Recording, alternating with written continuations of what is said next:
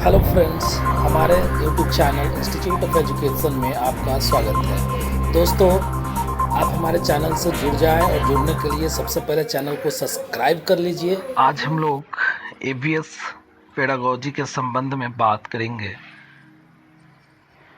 ABS pedagogy से आपका 15 number का क्वेश्चन आता है, मतलब 15 क्वेश्चन आपका जो है सीटेट के एग्ज़ाम में आ जाता है। तो ये बहुत ही इम्पोर्टेंट टॉपिक है आपके लिए, और किसी भी सब्जेक्ट का शिक्षण आपके लिए बहुत ही इम्पोर्टेंट है, क्योंकि ये हर शिक्षण से आपका बहुत ही ज़्यादा क्वेश्चन आता है। टोटल मान के चले तो 80 से 90 क्वेश्चन जो आपका होता है वो सिर्फ शिक्षण ही होता है। तो आज हम लोग बात करेंगे ईवीएस शिक्षण के विषय में। हमारा ईवीएस शिक्षण के विषय में जानने से पहले हम लोग जानेंगे कि ईवीएस के थीम कौन कौन से हैं, क्योंकि थीम से भी आपका क्वेश्चन आता है। अब हम लोग बात करते हैं सबसे पहले पर्यावरण अध्ययन की थीम की। तो देखिए दोस्तों, पर्यावरण अध्ययन का जो थीम होता है वो आपका टोटल थीम 6 थीम बताया गया है। ईवीएस थीम के बारे में टोटल 6 थीम। पहला थीम जो आपका होता है वह होता है परिवार और मित्र। परिवार और मित्र। अब बात आती है कि ये तो मुख्य थीम है, ये तो परिवार और मित्र जो है आपका मुख्य थीम है। अब इस मुख्य थीम के अंतर्गत भी 4 इसका उप थीम मीन्स सब थीम भी आता है, जो कि पिछली बार ये क्वेश्चन पूछ दिया गया था। तो क्वेश्चन की खैर हम लोग बाद में बात करेंगे, पहले पॉइंट को समझते हैं।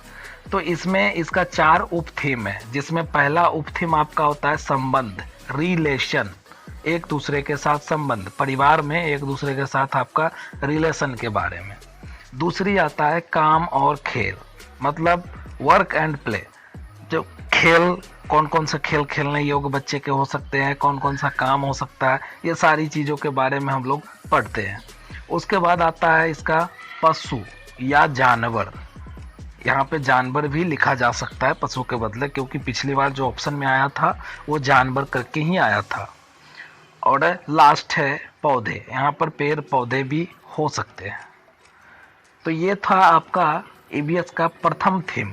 एक पहला उप थीम ये थीम था और उसका 4 उप थीम था। अब हम लोग बात करेंगे दूसरे थीम की। दूसरे थीम की बात करेंगे तो दूसरा थीम जो आपका है ना दोस्तों, इसमें आपका भोजन, भोजन जो है आपका दूसरा थीम है। और भोजन के अंतर्गत 5 उप थीम बताया गया है, जिसमें पहला थीम जो आपका है चखना, दूसरा है पचाना, तीसरा है खाना बनाना, और चौथा है तकनीक का संरक्षण, और 5वां है किसान और भूख। ये जो 5 उप थीम है वो किसके हैं? भोजन के। मतलब भोजन कैसे तैयार किया जाता है, भोजन कैसे खाया जाता है, कैसे पचाया जाता है, ये सारी चीज़ों की जानकारी यहाँ पे इस थीम के अंतर्गत बच्चे को दिया जाता है। ठीक है, खाना बनाने के कौन से तरीके हैं, खाना का कैसे संरक्षण किया जाए, कैसे बचाव किया जाए, ये सारी चीज़ों आपको यहाँ पे मिलेगा। तीसरी जो आपका पॉइंट है दोस्तों, तीसरी थीम, मुख्य थीम, वह है पानी और जल। मतलब पानी और जल से संबंधित आपको ईवीएस में पढ़ना है कि जल संरक्षण कैसे किया जाए, पानी की संकट को कैसे बचाया जाए, ये सारी चीज़ें आपको यहाँ पे पढ़ना है। या फिर पानी की पहले स्रोत क्या था, जल लोग कहाँ से लाते थे, ये सारी चीज़ों आपको यहाँ पे पढ़ना पड़ेगा। चौथे आपका जो है वो है आश्रय या शेल्टर, या फिर इसको आवास भी कह सकते हैं। आवास मीन्स घर, अलग अलग प्रकार के, जैसे एनसीईआरटी के बुक में आपका दिया हुआ है असम के घर, जम्मू कश्मीर के घर, लद्दाख के घर, ये सारी चीज़ों मतलब दिया हुआ है कि कहाँ पे कैसे घर होते हैं। अगला आपका है थीम भ्रमण या यात्रा। भ्रमण और यात्रा का ईवीएस में बहुत ही महत्वपूर्ण योगदान है। इससे बच्चे के क्या होता है कि प्रत्यक्ष ज्ञान की प्राप्ति होती है। बच्चे क्या होता है भ्रमण के दौरान प्रत्यक्ष रूप से सामने से उस चीज़ को देखते हैं और उसकी गहन जानकारी का अध्ययन करते हैं। और आखिरी आपका थीम है वो है छठा थीम, ये है वो चीज़ें जो हम बनाते हैं या कैसे बनाते हैं, या फिर उसका दूसरा नाम है हमें पता है और बनाओ। कई नामों से इसको जाना जाता है, लेकिन डायरेक्टली हम लोग जानते हैं कि वो चीज़ें जो हम बनाते हैं, मतलब हम स्वयं से जो चीज़ें करते हैं, बनाते हैं, वो सारी चीज़ों के बारे में यहाँ पे पढ़ना पड़ेगा। जैसे स्वेटर, ये पश्मीना शॉल, मधुबनी पेंटिंग, ये सारी चीज़ों के बारे में आपको यहीं पे पढ़ना पड़ता है। तो दोस्तों, आपका जो उप थीम था वो भी हमने बता दिया और मुख्य थीम भी आपने पढ़ लिया। मतलब टोटल आपका 6 जो है मुख्य थीम है और 9 जो है उप थीम है। ये आपको याद होना चाहिए। अब कौन थीम है, कौन उप थीम है, ये भी आपको ध्यान देना होगा, क्योंकि क्या होता है कि आपको कभी कभी अक्सर अभी 2 बार से तो उप थीम ही पूछ लिया जाता है। एक बार जानवर वाला पूछा है और 2018 में काम और खेल के बारे में पूछा है। तो ये चार सारी चीजें आपको ध्यान रखने पड़ेंगे, तभी आपको पता हो पाएंगे। अगली पॉइंट है कि NCERT द्वारा एक गहरी और अंतर संबंधित पाठ्यक्रम विकसित करने का प्रयास किया गया है। प्रत्येक विषय की समझ, मतलब NCERT ने EVS की एक ऐसी पाठ्य पुस्तक को विकसित किया गया है जो कि एक इंटरनली उसमें गहरा रिलेशनशिप है सभी सब्जेक्ट के से जुड़ा हुआ। जैसे कि साइंस भी आपको EVS में पढ़ना होता है, सोशल साइंस भी EVS में ही पढ़ना होता है। तो ये सारे एक दूसरे से क्या है, यहाँ पे कनेक्टेड कर दिया गया है। अगले पॉइंट बताया जा रहा है कि प्रत्येक विषय बच्चों के लिए उपयुक्त भाषा में शुरू होता है। NCERT का कहना है कि EVS की जो हमने पुस्तक बनाई है, इसका जो विषय वस्तु बनाई है, वह एक ऐसे भाषा में शुरू हो जिसे बच्चे आसानी से समझ सकता हो, इजी वे में उसको समझ करके पढ़ सकता हो। साथ ही साथ यह भी कहा गया है कि लिंग, वर्ग, संस्कृति, धर्म के अंतर से निपटने के लिए भी इसकी जरूरत थी। मतलब कि ये सामाजिक और साइंस को EVS के अंतर्गत रख देना, इसका मुख्य वजह यह भी था कि लिंग, वर्ग, धर्म, संस्कृति के जो विभिन्न प्रकार की चीज़ें जो आ रही है या रूढ़िवादिता जो आ रही है हमारे समाज के द्वारा, इन सारी चीज़ों को ख़त्म करने का भी एक यह तरीका था। अगली पॉइंट है कि पाठ्यक्रम का मूल्यांकन सतत प्रक्रिया होना चाहिए। सतत प्रक्रिया मतलब होता है कंटिन्यूअस, लगातार, निरंतर चलने वाली एक प्रक्रिया। मतलब कि पाठ्यक्रम का मूल्यांकन हमेशा होना चाहिए। जो बच्चे का पाठ्यक्रम तैयार किया गया है, जो बच्चे 1 साल में पढ़ेंगे, उसका कहा जा रहा है कि समय समय पर हमेशा निरंतर उसका मूल्यांकन होना चाहिए। बाल केंद्रित होना चाहिए। अब बाल केंद्रित होना चाहिए मतलब शिक्षा की जो व्यवस्था होगी, पाठ्यक्रम जो तैयार किया जाएगा, वह सारी चीज़ें बालक को ध्यान में रख कर किया जाएगा। मीन्स बाल केंद्रित मतलब होता है बालक की रुचि, क्षमता, योग्यता, ये सारी चीज़ें, आयु, ये सब चीज़ आ जाएंगे। उसके विकास, मूल्यांकन के लिए शिक्षक समूह में देखती है, पूछती है, आकर्षित करती है चर्चा। मतलब यह आपको कहा जा रहा है कि बच्चे का अगर हम मूल्यांकन करना चाहें किसी बच्चे का, तो बेहतर ढंग से हम कैसे कर सकते हैं। कोई एक टीचर किसी बच्चे का मूल्यांकन अपने ढंग से करेगा तो वह पक्षपात हो सकता है। तो इसीलिए क्या करेगा, यहाँ शिक्षक जो समूह होगा, विभिन्न और शिक्षक होंगे, वह क्या करेंगे, दूसरे शिक्षक से भी उस बच्चे के बारे में पूछेंगे और देखेंगे भी, अन्य शिक्षक का भी विचार जानेंगे कि उस बच्चे के प्रति क्या है, और तब जा कर के यह निर्णय लिया जाएगा कि वाकई में वह बच्चा क्या है, कैसा है, कितना अच्छा है, कितना खराब है, न कि सिर्फ एक शिक्षक आपको यह कर दे।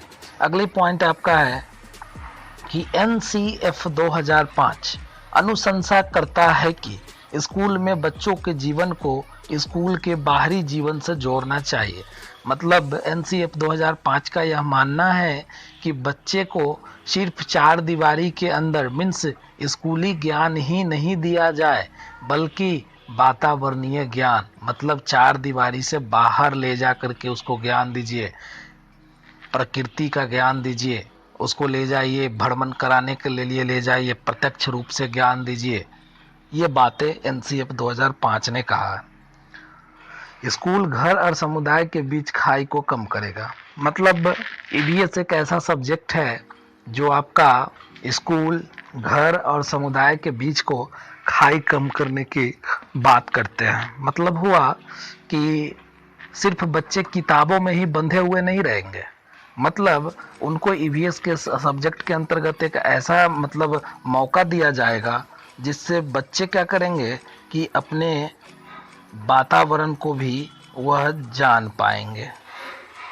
वातावरण में जाएंगे, वहाँ पर समाज से पूछताछ करेंगे, पर्यावरण के प्रति जागरूक करेंगे। तो यहाँ पर क्या हुआ, बच्चे में समाज के प्रति जागरूक हुई कि नहीं हुई।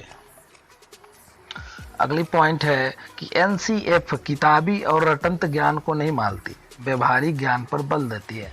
मतलब आपका एनसीएफ 2005 जो है वह रटंत विद्या, ये किताबी ज्ञान और रटंत ज्ञान को वैल्यूएबल नहीं देती है। उनका कहना है कि वह ज्ञान सबसे उचित और सटीक होगा जो बच्चा समझदारी के साथ और प्रत्यक्ष रूप से उसे ग्रहण किया होगा, सीखा होगा, करके सीखा होगा, तो वह ज्ञान बच्चे के लिए अस्थायी होगा। अगली पॉइंट है कि बच्चा अपने चारों ओर के वातावरण को समग्रता से देखता है, वह विज्ञान, सामाजिक विज्ञान के विषयों में विभाजन नहीं कर पाता है। मतलब कहा जा रहा है कि बच्चे अपने चारों ओर के वातावरण को एकीकृत या समग्रता से देखता है, मतलब एक ही रूप में देखता है। वह अंतर नहीं कर पाता है कि कौन साइंस के क्षेत्र में आएंगे, कौन सोशल साइंस के क्षेत्र में आएंगे। इन सारी चीज़ों को वह अंतर नहीं कर पाता है। इसलिए कक्षा 3 से 5 में ईवीएस में विज्ञान, सामाजिक विज्ञान तथा पर्यावरणीय शिक्षा को एकीकृत किया गया है। मतलब आपका 1 से लेकर 2 तक के कोई भी ईवीएस का पुस्तक नहीं चलते हैं।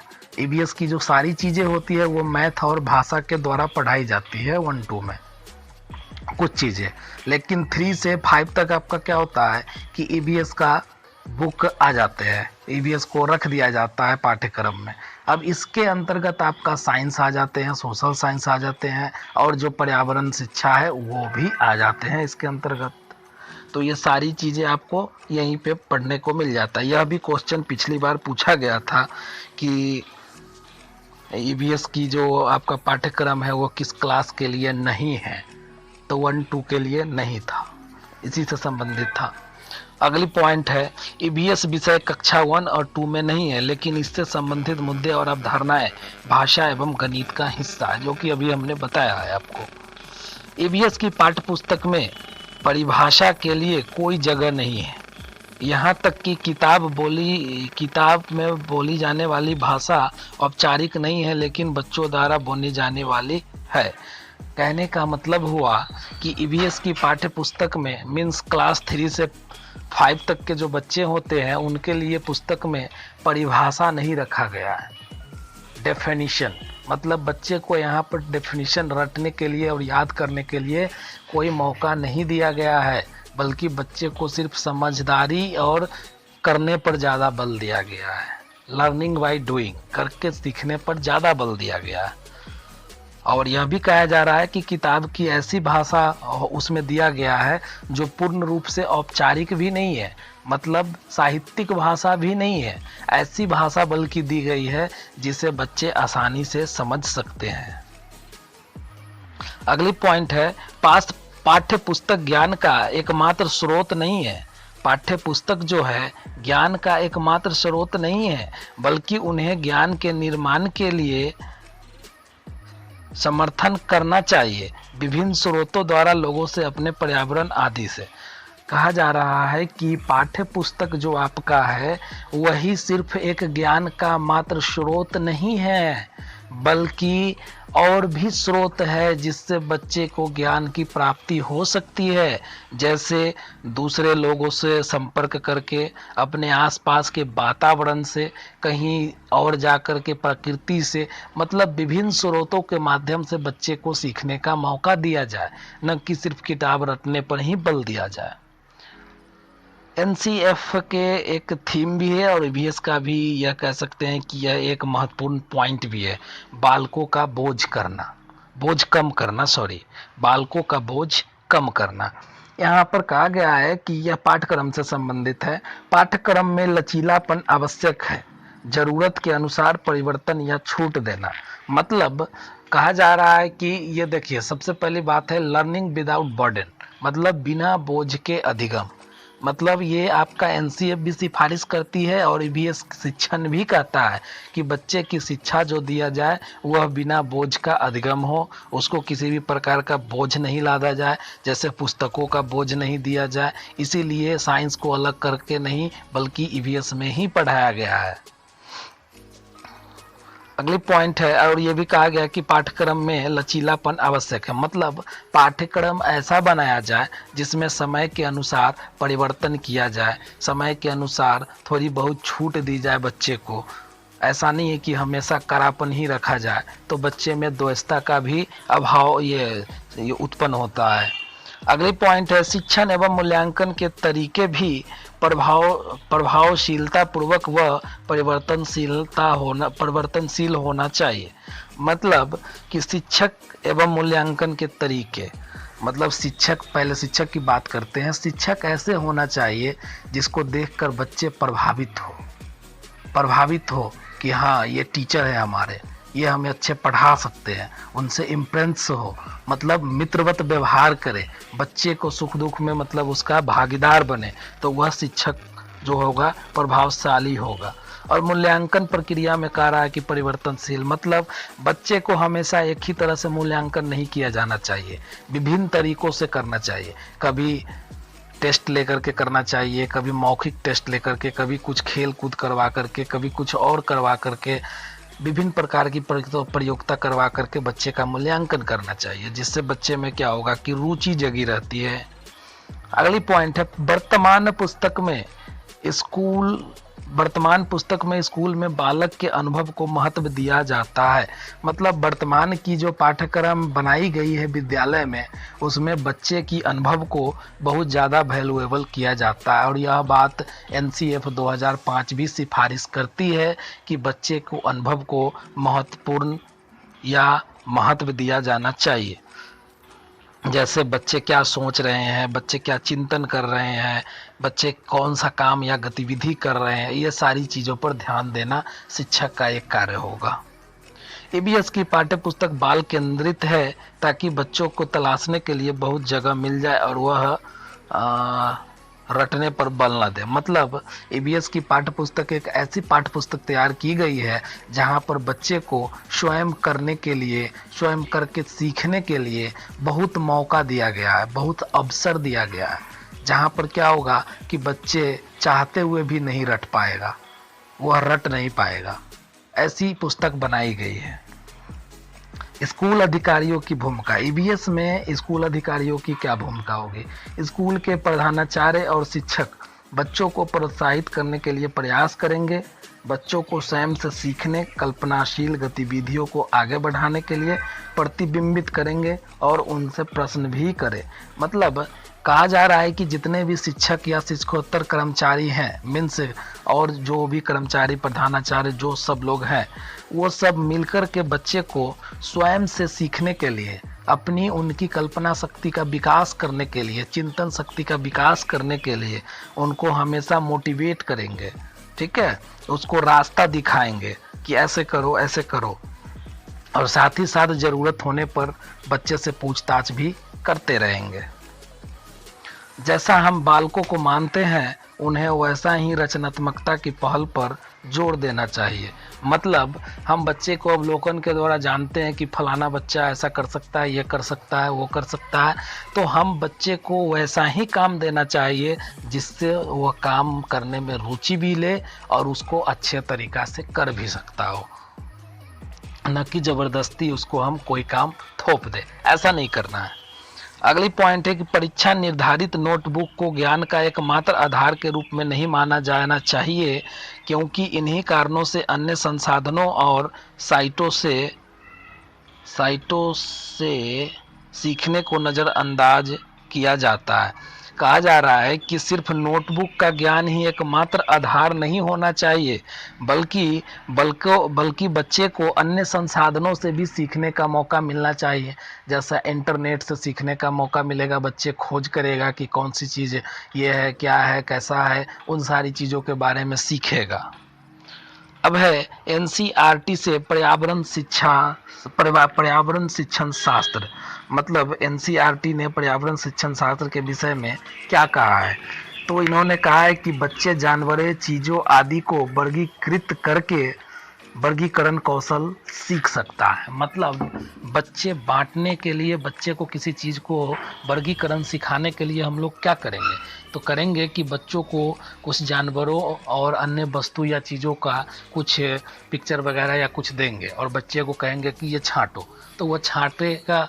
तो क्या होगा कि इससे में बच्चे अलग अलग गुण वाले चीज़ों को, अलग अलग गुण वाले जानवर, व्यक्ति या व्यक्तियों को वह छांट पाएंगे। अगली पॉइंट है दोस्तों कि बच्चों को अपने आसपास की जानकारी इकट्ठा करने के लिए प्रेरित करें, क्योंकि वे अपने परिवेश से बहुत कुछ सीख सकते हैं। मतलब बच्चे को मोटिवेट करना चाहिए कि वो अपने आस पड़ोस में विभिन्न प्रकार की चीज़ें हो रही है, क्या हो रही है, कैसे हो रहा है, इन सारी चीज़ों के बारे में जानना चाहिए। जानने से उसमें अंदर क्या होगा कि ज्ञान की ललक बढ़ेगी, भूख बढ़ेगी, वो सीखेगा, बहुत कुछ सीखेगा। बच्चों की प्रकृति के अवलोकन का अवसर दे, न कि केवल कक्षा में बैठे, यानी एक्टिव पार्टिसिपेशन। कहने का मतलब हुआ कि बच्चे को वातावरण में छोड़ देना चाहिए, उसे स्वयं करके सीखने का कुछ मौका देना चाहिए, जिससे बच्चा क्या होगा कि स्वयं करके सीखेगा और उसका स्वयं करके सीखा हुआ ज्ञान क्या होगा, बहुत ही इम्पोर्टेंट ज्ञान हो जाएगा और वह अस्थायी ज्ञान भी कहलाता है। अगली पॉइंट है कला और शिल्प जैसी गतिविधियों को बढ़ावा देकर उनकी रचनात्मकता को बढ़ाएं। मतलब बच्चे को कला और शिल्प की भी शिक्षा देनी चाहिए, जिससे बच्चे क्या होगा कि रचनात्मकता के क्षेत्र में आगे बढ़ेंगे। जो बच्चे की रुचि होगी कला और शिल्प के प्रति, वह बहुत ही बेहतर तरीके से नया नया चीज़ों का निर्माण कर सकते हैं। सामुदायिक संसाधन, एक डॉक्टर, एक किसान उनके दादा दादी पौधों के बारे में चर्चा कर सकते हैं, उन्हें वास्तविक जीवन के उदाहरण देकर और जानने का मदद करें। मतलब समुदाय के प्रति बच्चों का जो है रुचि डेवलपमेंट करने के लिए उनके दादा दादी क्या करेंगे, कुछ कहानी के माध्यम से डॉक्टर के बारे में बताएंगे, किसानों के बारे में बताएंगे। इससे क्या होगा कि बच्चे उनके वास्तविक जीवन को जान सकेंगे। बच्चों को पेड़ के साथ दोस्ती करने के लिए प्रोत्साहित करें, इसे पानी दे, इसकी देखभाल करें। यह पर्यावरण के प्रति उसकी चिंता को विकसित करेगा। मतलब आपसे ये क्वेश्चन पूछा जाता है कि अगर एक शिक्षिका किसी बच्चे को पेड़ के प्रति संवेदनशील बनाना चाहती है तो वह क्या करेगी? तो वहाँ पर आपका आंसर होता है कि वह करेगी कि प्रत्येक बच्चे को एक पेड़ को अपनाकर उसकी सेवा करने के लिए कहेंगे, जिससे क्या होगा कि बच्चे उस पेड़ के बारे में भी जानेंगे, उस पेड़ की खूबी जानेंगे, वह पेड़ कैसे बढ़ता है, उस पेड़ से क्या लाभ है, क्या हानि है, वो सारी चीज़ों बच्चे क्या होंगे, सीख सकेंगे, जान सकेंगे। अगली पॉइंट है कि शिक्षक कक्षा को बाहरी दुनिया से जोड़ सकते हैं। मतलब शिक्षक जब क्लासरूम में पढ़ा रहे हैं तो सिर्फ वह किताबी ज्ञान से ही बच्चे को नहीं जोड़े, बल्कि उसको बाहर की दुनिया से भी जोड़ करके समझाया जा सकता है और बच्चे इसको बहुत ही आसानी से समझ भी सकते हैं। उन्हें समूह में काम करने के लिए प्रोत्साहित करें, इनसे उन्हें विविधता सीखने में मदद करेगा। मतलब बच्चे को एक समूह में काम करने के बहुत ही लाभ हो सकते हैं। जैसे बच्चे का समूह में काम करने से अवलोकन करने की क्षमता का विकास होगा, सामाजिक विकास होगा, भाषा का भी विकास होगा, क्योंकि समूह में अनेक प्रकार के बच्चे हैं तो अनेक प्रकार की चीज़ें उन्हें सीखने और समझने को मिलेगा। एक शिक्षक उन्हें कहानी पढ़ने के लिए प्रेरित कर सकता है। मतलब बच्चे को कहानी पढ़ने के लिए प्रेरित किया जाना चाहिए, जिससे बच्चे में क्या होगा, पठन कौशल का भी विकास होगा और अंडरस्टैंडिंग की भी विकास होगी। उन्हें शिल्प, फिंगर पेंटिंग आदि जैसी चीज़ों के लिए प्रोत्साहित करें। मतलब विभिन्न प्रकार की पेंटिंग करने के लिए बच्चे को मोटिवेट करना चाहिए। बच्चों को पक्षियों के विशेषताओं के बारे में पता होना चाहिए, भले ही उसे उसकी नाम की जानकारी न हो। मतलब बच्चे अगर पक्षी के नाम भले ही नहीं जान रहे हैं, छोटे बच्चे, लेकिन वह विशेषता को जानना चाहिए। जैसे कौवा की विशेषता क्या है? कौवा काँव काँव करती है ना। लेकिन ये तोता की विशेषता क्या है? वह अलग आवाज़ निकालती है। तो सबकी अपनी अपनी विशेषता है, तो इस चीज़ को बच्चे को बताना चाहिए। एक शिक्षक बारिश के अच्छे या बुरे प्रभावों पर चर्चा आयोजित कर सकता है। मतलब एक शिक्षक जो होंगे बारिश के लिए एक चर्चा करेंगे, जिससे बच्चे में क्या होगा कि उसके लाभ और हानि दोनों का पता चलेगा।